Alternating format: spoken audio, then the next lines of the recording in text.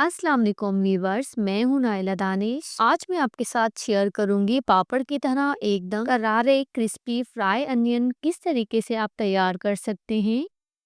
बहुत कम खर्च में और बगैर ज़्यादा मेहनत के ढेरों ढेर प्याज फ्राई करके आप रखें और मज़े की बात आप पूरे साल इनको इस्तेमाल कर सकते हैं। तो चलें जी, बिस्मिल्लाह करके रेसिपी शुरू करते हैं। यहाँ पर मैंने 2 किलो प्याज लिए हैं और ये जो प्याज का रूट वाला पार्ट है इसे मैंने कट नहीं किया है। इससे हमें कटिंग करने में आसानी हो जाएगी। और इस स्टेज पर आपने प्याज को एक बार अच्छे से वॉश कर लेना है। कटिंग करने के बाद आप इन प्याजों को वॉश नहीं कर सकते, तो ज़रूरी है कि इसी स्टेज पर इन प्याज़ों को अच्छे से एक बार वॉश कर लेना है, ताकि जो भी डस्ट मट्टी वगैरह इन पर लगी है वो हट जाए। एक दो टिप ऐसी हैं जिनको समझना बहुत ज़रूरी है। उससे ये होगा कि आपका ऑयल ज़्यादा खर्च नहीं होगा और प्याज भी बहुत जल्दी और बेहतरीन फ्राई होंगे। प्याज़ों को अच्छे से वॉश करने के बाद पानी से निकाल लेते हैं और चलते हैं इनकी कटिंग की तरफ। प्याज को पहले सेंटर से कट करेंगे। सबसे इम्पोर्टेंट बात, आपने इन प्याज़ों को स्लाइसिस में कट करना होगा, बिल्कुल बारीक एक जैसा। कोशिश यही करनी है कि प्याज मोटी पतली ना हो, तमाम प्याज एक जैसी बिल्कुल बारीक स्लाइसिस में कट होनी चाहिए। वरना भी फ्राई के टाइम जो बारीक वाली प्याज होगी ना, उन पर फ़ौरन से कलर आ जाएगा और जो मोटी वाली प्याज होगी ना, आप उनको फ्राई करती रहेंगी और जिससे बाकी की प्याज जलने का डर होगा। रेसिपी के साथ साथ छोटी छोटी एक दो टिप्स मैं आपको बताती जाऊंगी। आपने इनको फॉलो करना है, फिर देखना आपको कितना बेहतरीन रिजल्ट मिलेगा। अगर आप कटिंग में एक्सपर्ट हैं तो छुरी की मदद से भी ये काम आप बआसानी कर सकते हैं।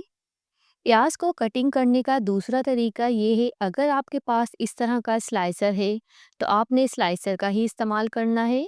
इसमें यह होगा कि तमाम प्याज एक जैसी कटिंग हो जाएंगी, प्याज मोटी पतली नहीं होगी। स्लाइसर के साथ ये काम बहुत ही आसानी के साथ और बहुत जल्दी हो जाता है और इस तरह से टाइम भी बहुत कम लगता है। और जब हम इस तरीके से इन प्याज़ों को कटिंग करेंगे ना, तो फ्राई के टाइम इन तमाम प्याज़ों पर एक जैसा प्रॉपर कलर आएगा। और अब आपने करना ये है कि इन तमाम प्याज को हाथ की मदद से अलग अलग कर लेना है। प्याज के तमाम स्लाइसिस को अच्छे से अलग करने के बाद फिर इसके बाद आपने इनको एक बड़े बर्तन में इस तरह से फैलाकर 1 घंटे के लिए रख देना है। तो अब इससे ये होगा कि प्याज बिल्कुल ड्राई हो जाएंगे और ऑयल में डालते ही फ़ौरन से ही फ्राई होने लगेंगे, क्योंकि इनका मॉइस्चर काफ़ी हद तक पहले ही ड्राई हो चुका होगा। प्याज को जब आप फ्राई करने लगे तो ये काम आप पहले ही से करके रखिएगा, ताकि फ़ौरन से आपको प्याज निकालने में आसानी हो जाए। किसी भी बड़ी ट्रे या डिश को अखबार के साथ सेट कर लेंगे। हाई फ्लेम पर ऑयल को गर्म होने के लिए रख दिया था और अब मीडियम टू हाई फ्लेम पर प्याज़ों को फ्राई करेंगे। प्याज फ्राई करने के लिए आपने किसी बड़ी और गहरी कढ़ाई का इस्तेमाल करना है। तो ये देखिए, जैसे ही हमने प्याज़ों को ऑयल में डाला फ़ौरन से ऑयल ऊपर आ जाता है, तो इसके लिए बड़ी कढ़ाई का होना ज़रूरी है। तो जैसे ही हमने इन प्याज़ों को ऑयल में डाला है, फ़ौरन ही से ये प्याज फ्राई होना शुरू हो चुके हैं, क्योंकि इन प्याज़ों को हमने पहले ड्राई कर लिया था और इस तरह से ऑयल भी बहुत कम लगता है। और लाइट ब्राउन कलर आने तक इन प्याज़ों को आपने कंटिन्यूसली चम्मच चलाते हुए फ्राई करना है। प्याज़ों को आपने डार्क ब्राउन नहीं करना है, वरना जब आप ये प्याज सालन में इस्तेमाल करेंगे आपका सालन कड़वा बनेगा और टेस्ट खराब हो जाएगा। ऑयल से निकालने के बाद फ़ौरन से इनको फैलाना है, ताकि कुकिंग का प्रोसेस रुक जाए, जिससे ये प्याज खस्ता और क्रिस्पी बनेंगे और इनकी शेल्फ लाइफ भी बढ़ती है। और इसी तरीके से हम इन प्याज़ों को फ्राई करते जाएंगे और इसी तरीके के साथ मैंने तमाम प्याज़ों को फ्राई कर लिया है।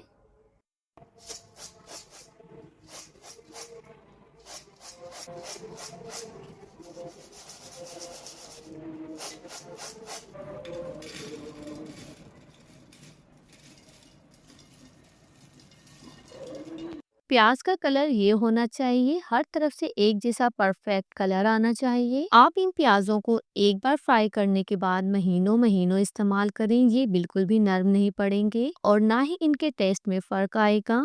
वीडियो पसंद आई हो तो वीडियो को लाइक, चैनल को सब्सक्राइब कीजिएगा। टेक केयर, अल्लाह हाफिज़।